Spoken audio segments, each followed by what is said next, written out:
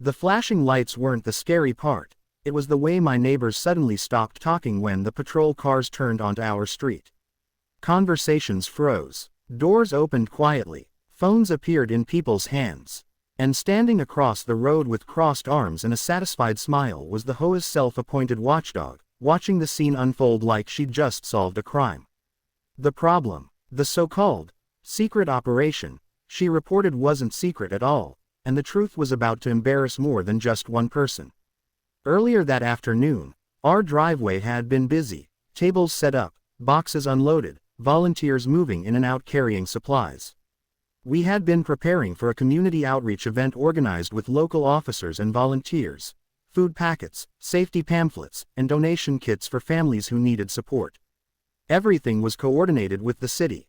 Nothing hidden, nothing suspicious. Apparently, not everyone agreed. The WA representative approached us once during setup, asking what we were doing. We explained politely. She nodded, but her expression suggested she didn't believe us. She walked away without another word. An hour later, police arrived. The lead officer stepped out calmly, greeting me by name, which immediately told me this wasn't going to go the way the complainant expected. He explained that someone reported a possible unauthorized operation involving uniforms, supplies, and unusual activity. The wording made even him sound confused. I almost laughed. Instead, I showed him the outreach permits, event schedule, and coordination emails. Volunteers continued setting up behind us, clearly visible, smiling awkwardly as neighbors watched. Across the street, the complainant stood waiting, clearly expecting a dramatic shutdown. The officer reviewed the paperwork and shook his head with a small smile. "Everything here looks completely legitimate," he said. "That should have ended it." But then he added something interesting. "This isn't the first unusual complaint we've received from this address." The statement hung in the air. Neighbors shifted uncomfortably. A few people stepped closer, listening. The officer explained that law enforcement encourages community outreach and that events like this often improve neighborhood safety, not threaten it. The complainant tried to argue that the activity looked organized in a suspicious way. The officer responded politely but firmly. Organized didn't mean criminal. Around us, volunteers continued unloading supplies. Kids walking by asked if this was the donation event they heard about online.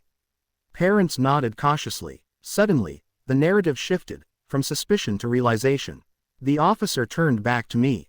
"Carry on," he said. "Looks like you're doing good work." The patrol cars left as quietly as they arrived, but the atmosphere on the street had changed.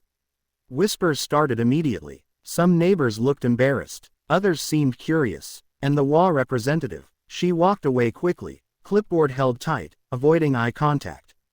But something about the whole situation felt unfinished.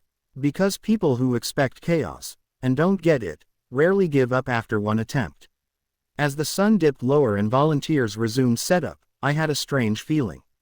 This wasn't the end of the story. It was the beginning of a much bigger misunderstanding that was about to pull the entire neighborhood into the spotlight. The morning after the police visit, the neighborhood felt quieter than usual, not peaceful, just cautious. Curtains shifted as people looked outside. Small groups whispered near mailboxes.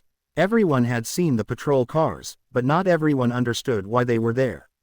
And when people don't know the full story, rumors fill the gaps. Faster than facts ever can. By noon, messages started showing up in the neighborhood chat group. Did anyone find out what was really happening yesterday? Why were police involved? Was it some kind of operation? The wording spread quickly, each retelling slightly different from the last. What was clearly a community outreach event somehow turned into speculation about permits, authority, and hidden intentions. The strange part wasn't the confusion, it was how quickly suspicion grew despite the officers leaving without issue. Then the WA sent an email. The message didn't name anyone directly, but it referenced recent large-scale activities, and reminded residents that all organized events should align with community standards.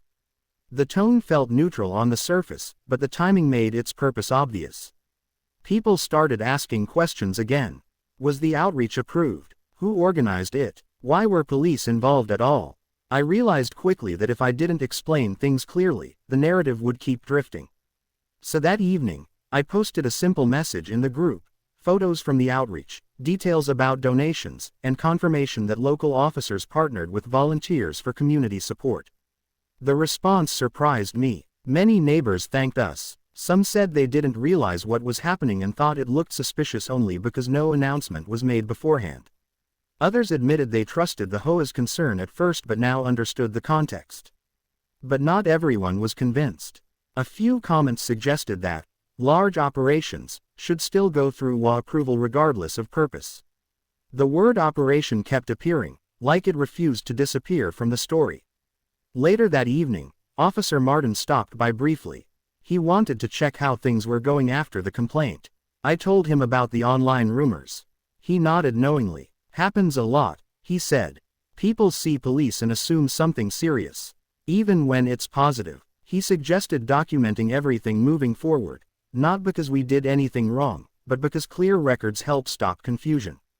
Meanwhile, the outreach event itself was a success.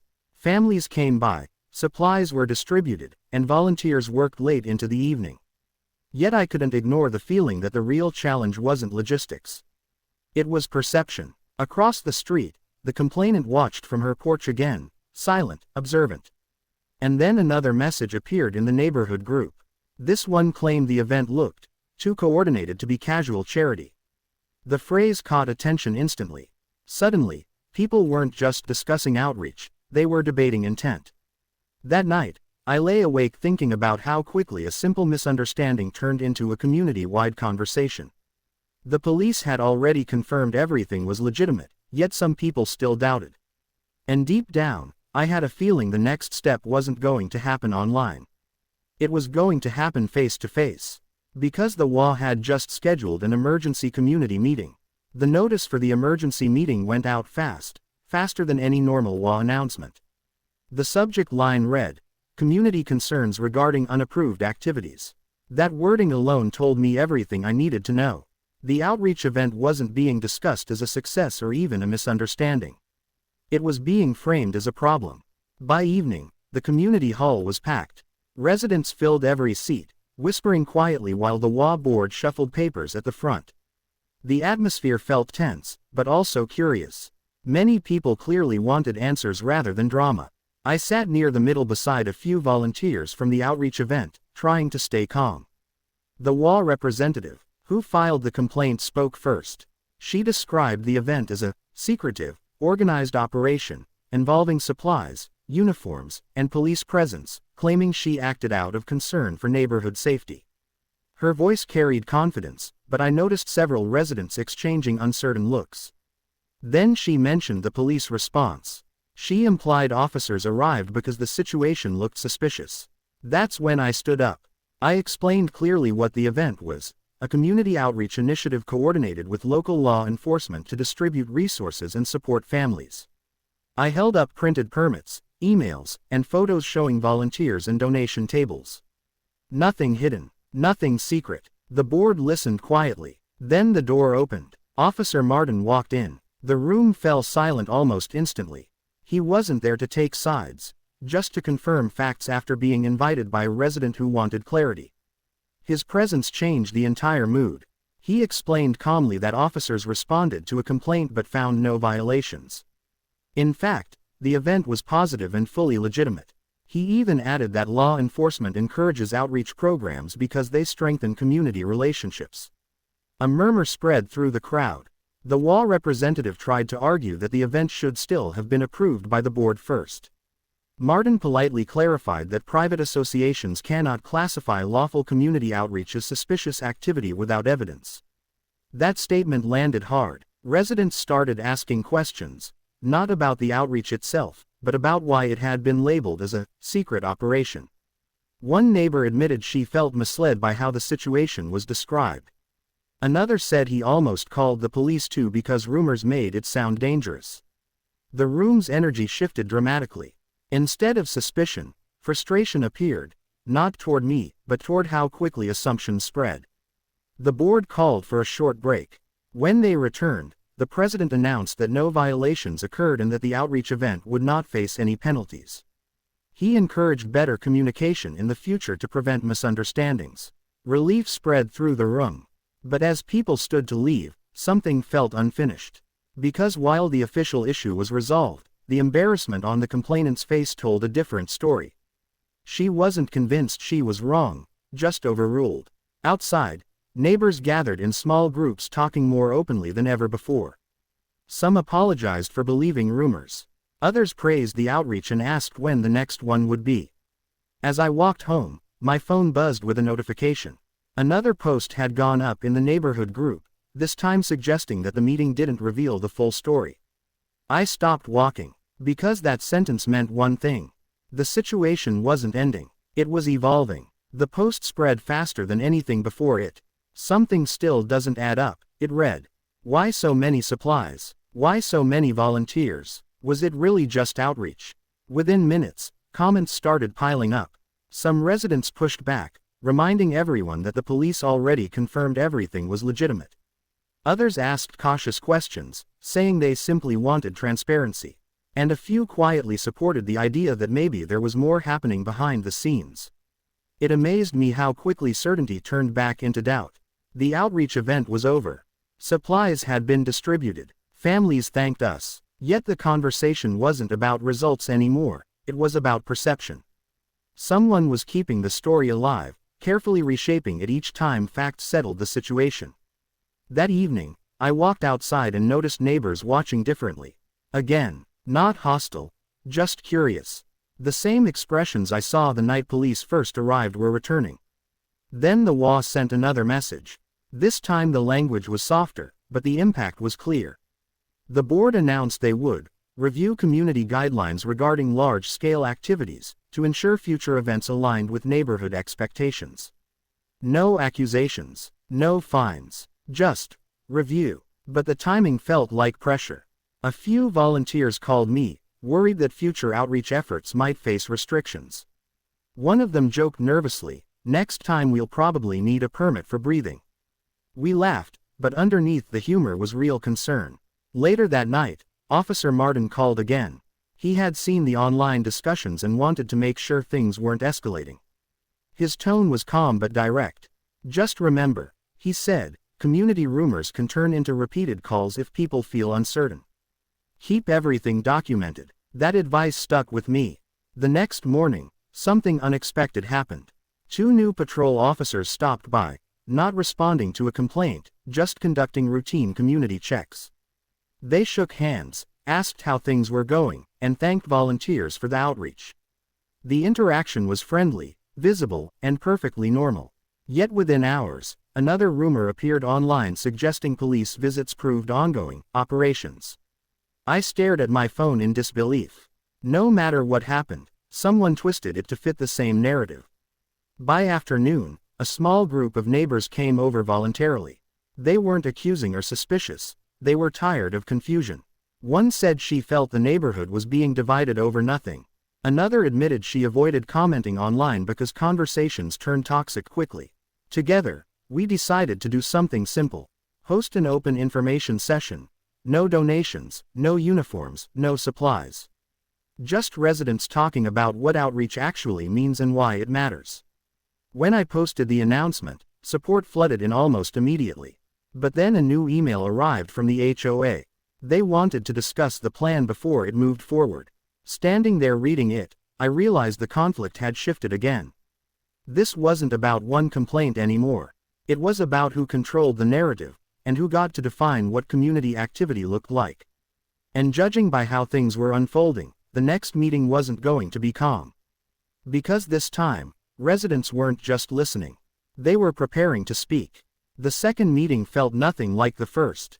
This time, people arrived early, forming small groups outside the community hall before the doors even opened. Conversations were louder, more confident. The rumors had gone on long enough, and many residents were clearly ready to move past them. The difference was obvious. The neighborhood wasn't waiting for answers anymore. It wanted clarity. Inside, every seat filled quickly. The WA board sat at the front, papers stacked neatly, but I noticed a new tension among them. They knew the room had changed. The board president opened by saying the purpose of the meeting was to discuss guidelines for community events and communication expectations. Before he could continue, a resident raised her hand. Why are we discussing restrictions when the police already confirmed nothing was wrong? The question landed harder than anyone expected. Another resident stood next, saying the constant rumors had created unnecessary fear. He reminded everyone that the outreach event helped families and was clearly legitimate. A third person added that the neighborhood should encourage service, not treat it like something suspicious. The tone shifted fast. Instead of one side speaking and everyone else listening, voices filled the room from every direction. People who rarely attended meetings shared their opinions. Some admitted they initially believed the rumors but changed their minds after seeing the event firsthand. The WA representative who filed the original complaint finally stood up. She said her intention was never to cause problems, only to protect the neighborhood. She explained that seeing organized activity with supplies and uniforms felt unusual and made her cautious. For the first time, her voice sounded uncertain. I responded calmly, explaining that outreach work often looks busy and coordinated because it needs to be. I emphasized that every step was transparent and that law enforcement involvement wasn't secret, it was partnership. Then something unexpected happened. Officer Martin arrived again, invited this time by the WA board itself. He spoke briefly, confirming once more that the event was lawful and beneficial. But he added something new. The real issue here, he said, is communication. When people don't know what's happening, assumptions grow.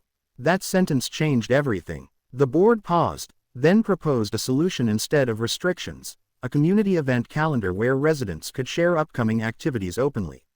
No approvals required, just information so neighbors understood what they were seeing. The room erupted in agreement. Even people who had been skeptical nodded. Transparency felt reasonable, control did not. As the meeting ended, residents applauded, not loudly, but enough to signal relief.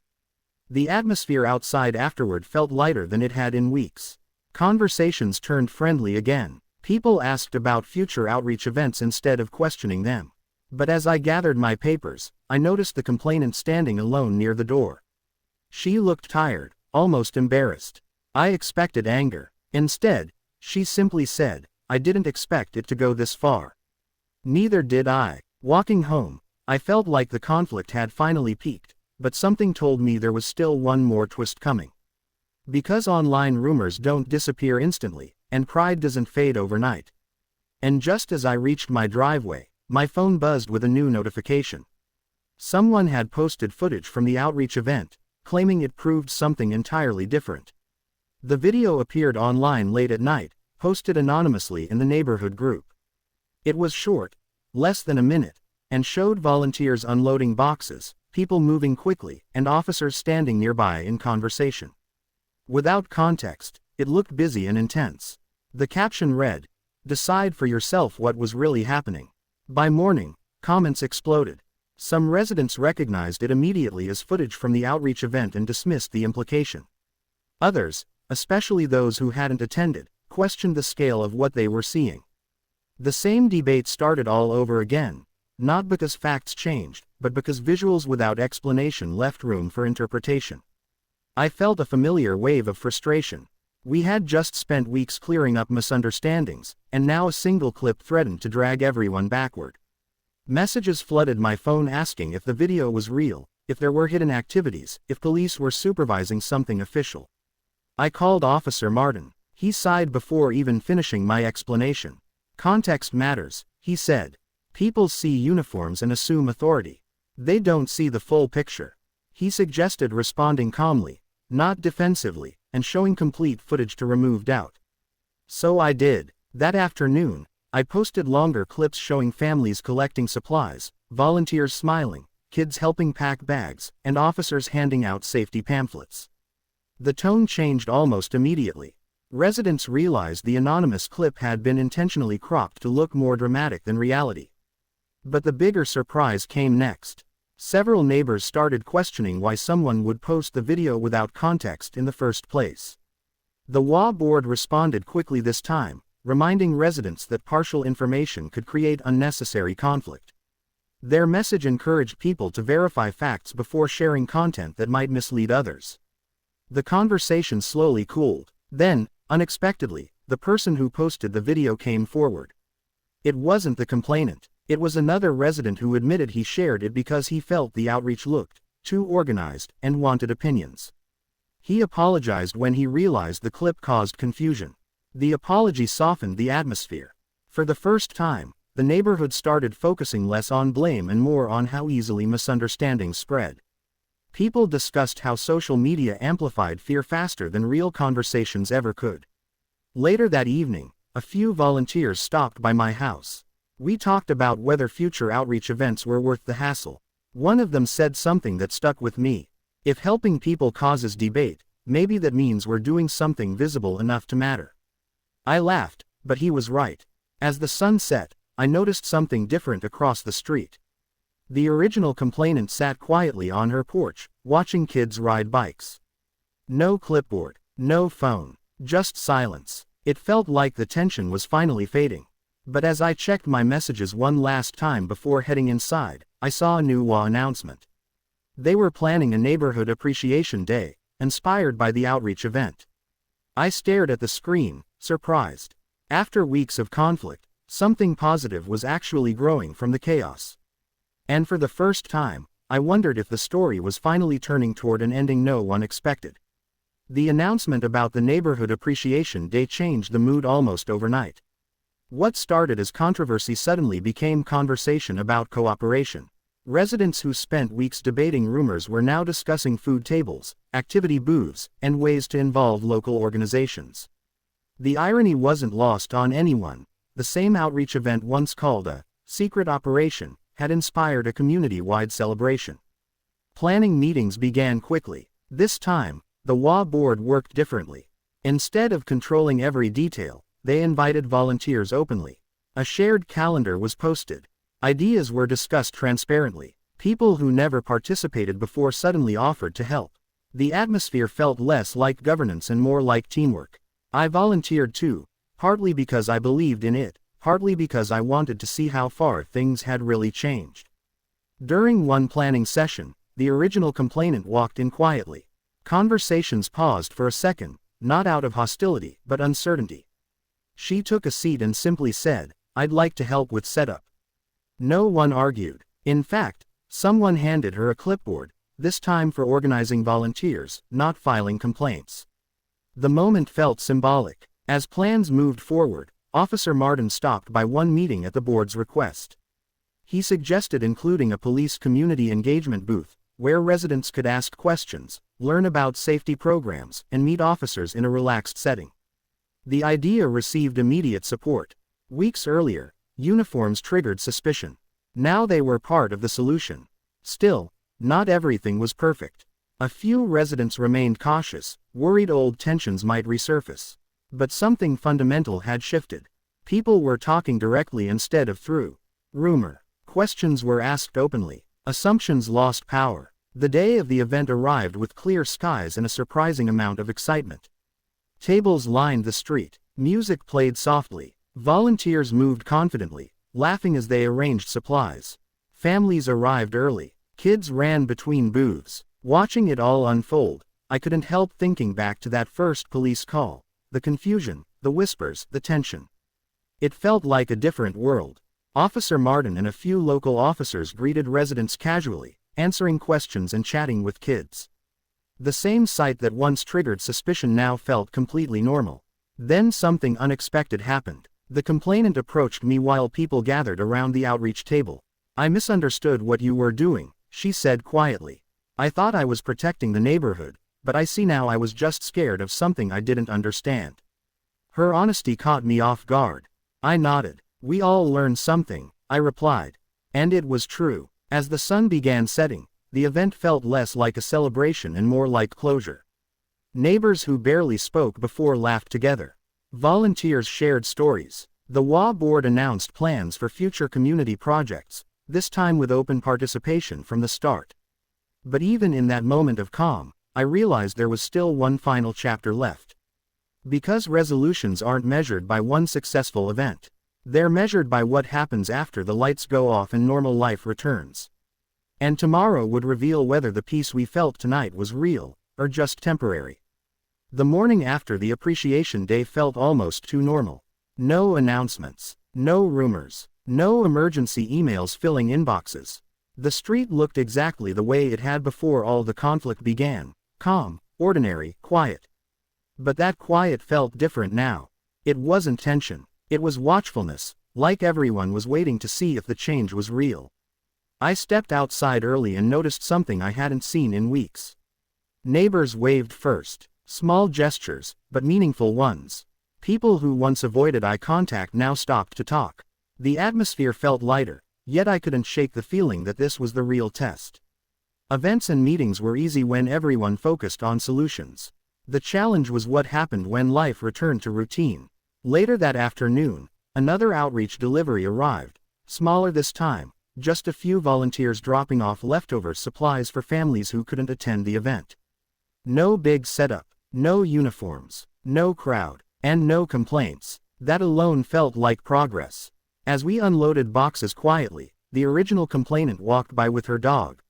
She paused, looked at the supplies, and asked, "Need help carrying those?" It was such a simple question that for a second I didn't know how to respond. She smiled awkwardly. "I'm trying," she said. We handed her a box. There were no speeches, no apologies repeated, just neighbors working together. The moment was small, almost invisible, but it meant more than any meeting ever had. That evening, the HOA sent another message, but this one felt different. It thanked residents for participating in the Appreciation Day and announced new communication guidelines focused on transparency and early discussion instead of enforcement. The tone wasn't authoritative, it felt collaborative. People responded positively. Comments in the neighborhood group shifted from suspicion to suggestions for future events. Someone proposed a monthly community night. Another suggested a donation drive before winter. The conversation had changed completely. Later that night, Officer Martin stopped by briefly while on patrol. He didn't get out of the car, just rolled down the window and said, "Looks like things finally settled." I nodded. He smiled. Funny how talking solves more than flashing lights ever do. As he drove off, I thought about how true that was. The police had never been the real solution. They just confirmed facts. The real change happened when neighbors started listening to each other. But even with everything looking better, one question still lingered in my mind. Would this last? Because conflicts don't disappear overnight. They fade slowly, replaced by habits, good or bad, depending on what people choose next. The next morning, I woke up to a new message in the community group. It wasn't a complaint, it was an invitation. A neighbor wanted to organize another outreach event, this time with broader participation from the entire neighborhood. I stared at the screen, smiling. The story that began with accusations of a secret operation had somehow turned into a shared effort. And suddenly, I realized the final chapter wasn't going to be about conflict at all. It was going to be about what happens when people finally move forward together. The final chapter began with a message that made me stop and smile. Let's make this next outreach event a neighborhood project, everyone welcome. There were no accusations this time, no debates about intent. Just excitement. People who once questioned the idea were now volunteering. The shift felt quiet, but powerful. Planning moved quickly. Instead of whispers and uncertainty, there were open discussions and shared decisions. The HOA board offered space and resources. Residents signed up for tasks without hesitation. Even people who had avoided past meetings showed up ready to help. The difference was clear. This wasn't my event anymore. It belonged to the neighborhood. On the morning of the outreach, the street came alive early. Tables were set up together, decorations added, and volunteers moved with confidence. Kids helped carry boxes. Parents coordinated food stations. Local officers arrived, not as symbols of authority but as partners in service. When Officer Martin stepped out of the patrol car, people greeted him like a friend. The moment felt surreal. I looked around and saw the same street where suspicion once turned into flashing lights and rumors. Now it buzzed with laughter and cooperation. The energy was completely different. Then something small but meaningful happened. The neighbor who first accused us of running a secret operation walked up carrying a box of donated supplies. She didn't say much, just placed it on the table and started helping organize items. No one made a big deal out of it. That silence, respectful, normal, felt like the strongest sign of healing. Throughout the day, Families stopped by, receiving supplies and information. Officers chatted with kids. Volunteers shared stories. The event flowed naturally, without tension or confusion. People knew what was happening because they were part of it. At one point, someone joked, "Guess this secret operation isn't very secret anymore." Everyone laughed. As the sun began to set, the outreach wrapped up. Supplies were nearly gone, volunteers were tired but smiling, and the neighborhood felt united in a way I hadn't imagined possible weeks earlier. The HOA board president gathered everyone briefly and thanked residents for turning a difficult situation into something positive. He admitted the neighborhood learned a hard lesson about assumptions and communication, and promised to keep things transparent moving forward. Applause followed, warm and genuine. When the crowd started packing up, I stood in the middle of the street, taking it all in. The same place that once felt divided now felt strong. Not perfect. Communities never are, but better. Officer Martin walked past and said quietly, "Looks like the operation finally went public." I laughed. "Yeah," I replied. "And it turns out that's the best part." As darkness settled, porch lights switched on one by one. Neighbors waved goodbye. Conversations promised future events instead of future conflicts. The story ended without drama. No winners. No losers. Just a community learning that fear fades when people understand each other. The secret operation was never secret at all. It was simply people trying to help.